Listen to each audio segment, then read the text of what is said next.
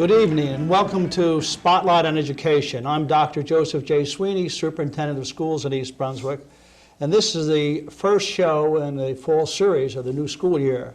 My topic tonight is food services, and I have with me two guests, Dr. Richard Kleyn, who is an associate professor of food science at Cook College, and he's a resident of East Brunswick, and he happens to be the chairperson of our food council. And Mrs. Merle, who is the director, the officer in charge of our own food services. Probably I could start with you, Mrs. Merle, if you would, and ask you the questions that's asked to me very frequently as to why we have a food service to begin with. What is the purpose of having a food service program and school system? I think with the new conservative trend in our country with Reagan, that question comes up more often than not, so maybe you could help us out there. Well, I view school lunch as more than just a feeding program. Our school lunches are designed to be a nutrition education program in action. I don't know if you're aware, Dr. Sweeney, but when the School Lunch Act was passed in 1946, one of the prime reasons for initiating a lunch program was the fact that many men during World War II were rejected from the draft because of malnutrition.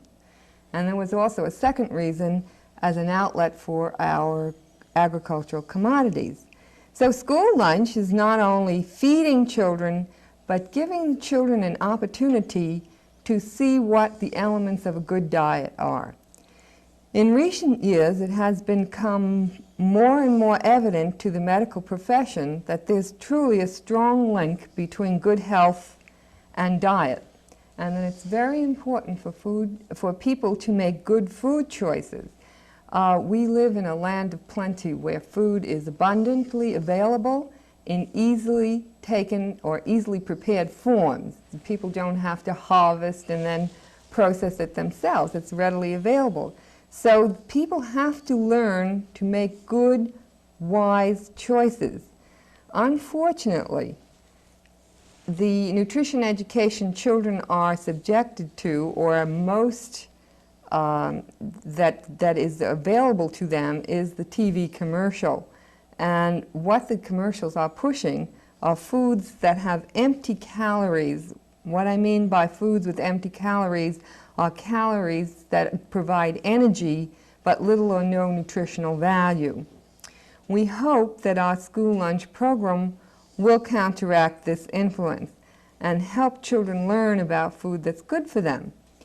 In the school lunch program, we follow the dietary guidelines that the McGovern Select Committee outlined for Americans to follow as a wise way of eating that's simple rules and easy to follow. They are, first, eat a wide variety of foods. There is not one food that a person can eat that will supply all the nutrients he needs. There are some 40 nutrients that the body needs to keep it healthy and strong. And no one food, other than when you're a baby, nursing on your mother, drinking mother's milk, that's the only time in your life you can have one food that will supply everything for you. But as you pass that infant stage, there has to be a variety of foods to supply all you need. Secondly, maintain ideal weight. In the case of children, of course, most of them do not have trouble. Few have obesity problems. In adult population, maintaining ideal weight seems to be a problem today because of the sedentary nature of the population. 3, avoid too much fat and cholesterol.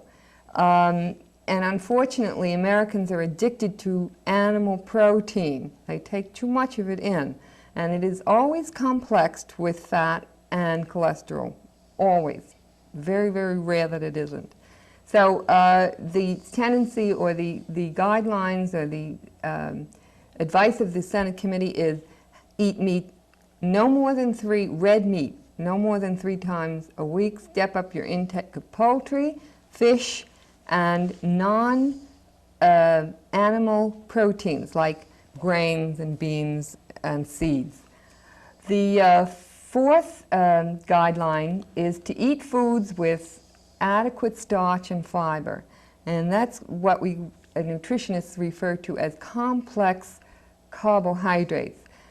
That is the carbohydrates that have not been processed out. That is most of our fresh grain products, beans, peas, and they have a very important part in our diet because they are filling, they give us much nutrient density, and they're good for the digestive tract, bulking, and as a matter of fact, populations that have a high fiber and starch intake in their diet have very little trouble with diverticulosis. They don't get colon cancer. A lot of pluses in adding starch and fiber to your diet. The fifth guideline is to avoid too much sugar. Direct link between the high intake of sugar and tooth decay, obesity, and probably diabetes. And six, avoid too much sodium. There is a direct link between salt and hypertension. There's no doubt there's a direct link between it. Now, the only reason why Americans don't add more carbohydrates to their diets, carbohydrates have gotten a bad press. Most people think it's fattening. Carbohydrates are fattening, and I very often get comments from parents, why do you put so much starch on the school lunches? And of course, the Select Committee has recommended that people take 60% of their calories in their diet. For example, you know how many calories you take in a day, and you take 60% of that figure. 60% of those calories should be in what we call complex carbohydrates. Unfortunately, there's not a powerful profit-making industry selling Americans on the natural forms of complex carbohydrates at every commercial break on TV. The growers of fruits and vegetables and potatoes cannot compete with the meat, dairy, and processed foods industry. We'll do our best here on this program to do that. So that is what we try and do in school lunch. Now, I've been in your office when you have been planning these menus, and I know that you put a tremendous amount of effort and time to follow these guidelines. But I also know that no matter how hard you try, that in food you never please anybody. And that's why I decided when I became superintendent that I would start a food council. And the reason for that is I wanted the parents, the youngsters, and staff to make a contribution to the food service. And I guess more importantly, I wish for them to be studied analytically rather than emotionally, and I think that's the phrase I used when I started it. And we were very happy at that time and very lucky, I guess, to get Dr. Kleyn, and he's been chairperson of that committee ever since 1975, I believe, since we started. And I wonder, Dr. Kleyn, if you wouldn't tell us about some of the activities the Food Council gets into and some of the projects that you yourself have been involved in. Certainly. Let me begin by saying that the Council is a voluntary organization, and our membership consists of parents from the individual schools. We try to get two parents from each of the schools in our system on the Council, and we encourage their membership. Each year we renew the membership on the Council, and one of the first things that we are planning to do this year is to seek new members for the Council. We meet approximately once each month during the school year in a very informal atmosphere, and are usually privileged to have Mrs. Merle in attendance with us, along with one or two of her associates, as well as some of the high school teachers, and once in a while some of the teachers or nurses that are in the other school levels. You may recall the general charge that you gave to us when the Council was founded was to determine the kinds of food service that are considered best for the East Brunswick school system, and we have indeed worked along that line. Some of our specific objectives have been to ensure that the food being offered to the children is nutritious. And of course, everyone realizes the importance of that, as Carole has elaborated here. Secondly, we want the food served to them to be appetizing, and obviously if a food is not appetizing, it doesn't matter how much nutrition is in it, the children aren't going to eat it. So that is a second concern of the council, to work with the leaders in food service and encourage them to try new foods that are nutritious as well as appetizing. Providing a pleasant atmosphere in the lunchroom is also one of the considerations that we have had, and we've had a lot of discussion about how we might improve the atmosphere in the lunchroom by perhaps providing music or having more of the staffs in the school system to be on hand during the lunch hour to keep conditions suitable for the students to eat in the lunchroom. Constantly, we are reevaluating the system as our school year goes on, and we have attempted through informal discussion with the food service personnel to develop a positive image for food service in the school system. One of the things we did shortly after the council was organized was to send out a questionnaire to the principals in the school system, and the response was quite positive. We had 12 of the 14 principals who responded, and we asked them several questions that we felt were pertinent, that would help us in finding out where we were at that time. And we found out in general that the food being offered to the students was nutritious, but yet we found out that there was some attention needed in areas such as serving selection and the size of servings and the variety offered to the students on a day-to-day basis. Much of the food we found was being wasted, and hopefully we are at a point now where there is less food being wasted with the variety that is being offered to the students, and this, I think, is a very positive step forward. The majority of the parameters that were considered under food service were found to be acceptable: cleanliness, courtesy, friendliness. In general, the response in those areas has been very positive, but again, we have found out that there was a need for an increase in the speed of service, and I think that attention has been given to that. Some of the specific considerations that may prove of interest are that the type of food being offered was considered by the council from time to time. For instance, we recognize the high Jewish population living in our township, and one of the members of the council brought to our attention that the frankfurters being served should be strictly beef frankfurters, and attention was given to this immediately. A change was made, and now we are assured that only beef-type frankfurters are being served to our children. We have also spent time in helping to evaluate the frozen desserts being served, and I recall a few years ago my involvement in evaluating the frozen desserts from the various vendors, and this helped to lead to a decision to select a vendor who was offering a high-quality product. These are some of the things that we have done as a council, and I hope that it gives you some impression of the... No, I think that that's very good. I think that we've come a long way. When we first started, I must admit that my knowledge of food was restricted to two areas: the kind of food and how it was served and the quality of it, but it's expanded beyond that. You did mention, Dr. Kleyn, that you always welcome new members, and that's true. And any resident in the school system or outside the school system who would like to participate in our food council could do so by calling Mrs. Merle at the school number, which is 257-8300, and just sign up.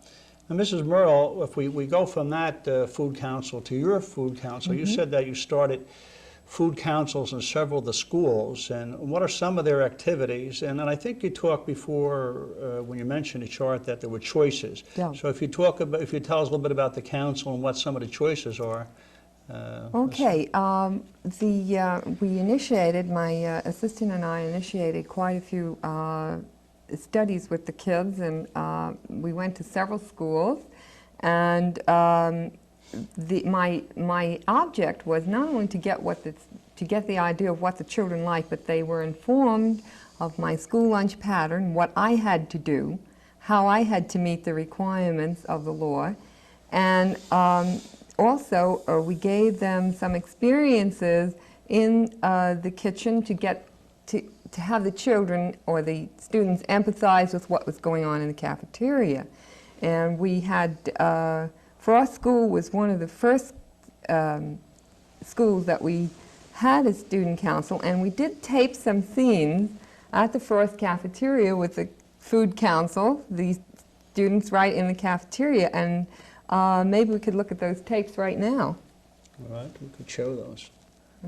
Okay, here are the kids in the cafeteria washing up, preparing to help us out with the serving and cleanup too. Mrs. Flower, our faculty advisor, was very helpful. Here are the kids cleaning up, working in the dishwasher. However, we left the sanitation and hot washing to our cafeteria workers.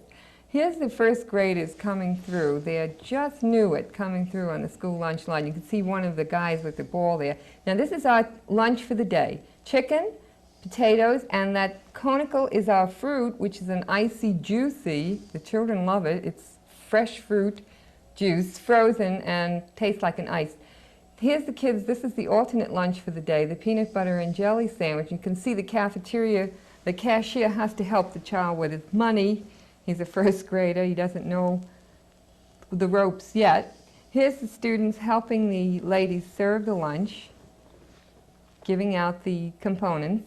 However, even these little ones can help themselves online and know the choices, just what they want and they don't want. The ladies are serving them.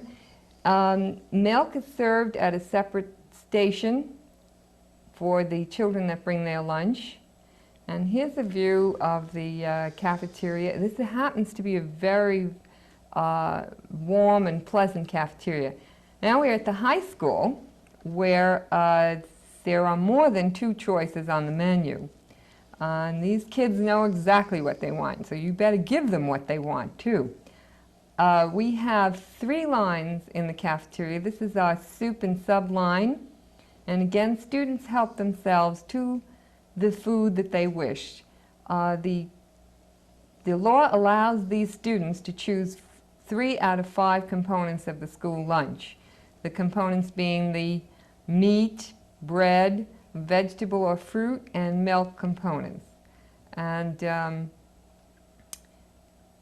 the soup kettle, you can see a student helping himself to soup in the past tape. Okay, now this is our salad bar line.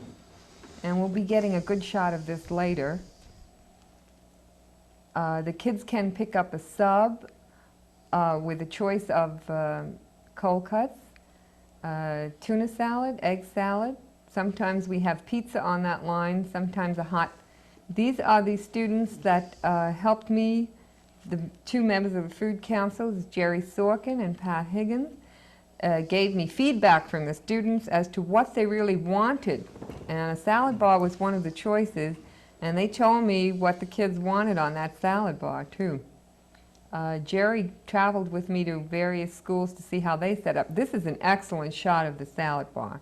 You can see the fresh broccoli and cauliflower, tomatoes, potato salad, shredded lettuce, shredded carrots, all done fresh that morning.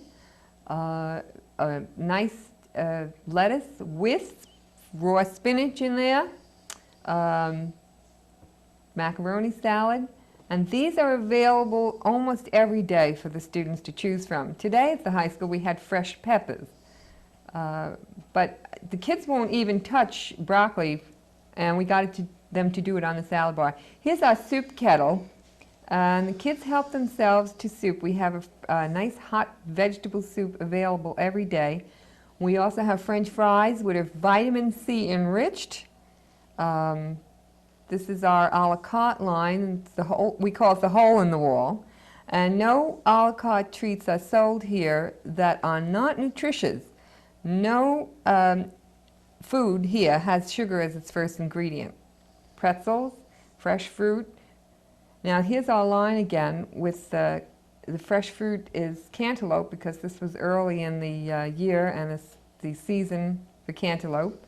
Our milk and juice, cantaloupe again. Yogurt is not on the lunch. That is an extra sold. Some kids just like yogurt for lunch. Here is the shredded lettuce and tomatoes on the sub line. The kids prepare their own sub. Here's another shot in the kitchen with Stella Tansky, our head cook, getting the raviolis out of the steamer for the hot lunch. This is the teacher's cafeteria, in which the same lunch is served to the teachers as the children in the high school. And this is Mr. Shapter, our manager at the high school. Any problems your kids have, let them go and see Mrs. Shapter. She's very good with the kids and she's always listening.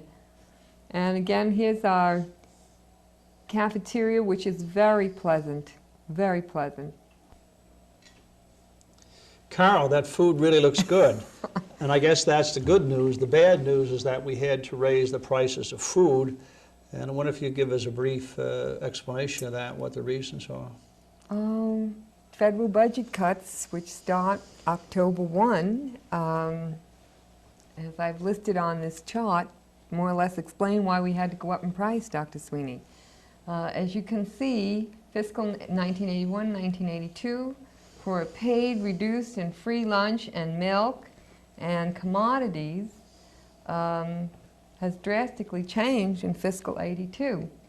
The child that with a reduced lunch must now pay 40 cents, and there is no subsidy whatsoever for milk, so we have to charge what the milk costs us, and in addition to the labor and refrigeration. So this year it's 20 cents. Now, I'm not sure how the future will go. We couldn't this year simultaneously participate in the school lunch program and the special milk program. So East Brunswick this year chose to participate in the National School Lunch Program. If these subsidies are cut away altogether, which is probably what President Reagan has in mind, he would have done it this year, but he was held back by the outcry of the American people.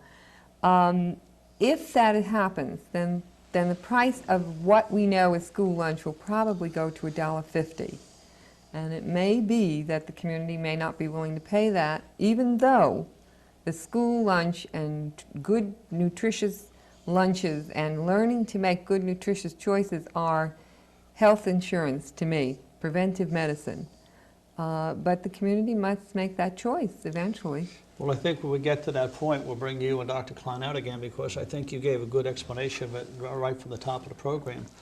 I think we will be talking about that, and if there are any viewers out there who want to help us with this difficulty, we'd be glad to hear from you.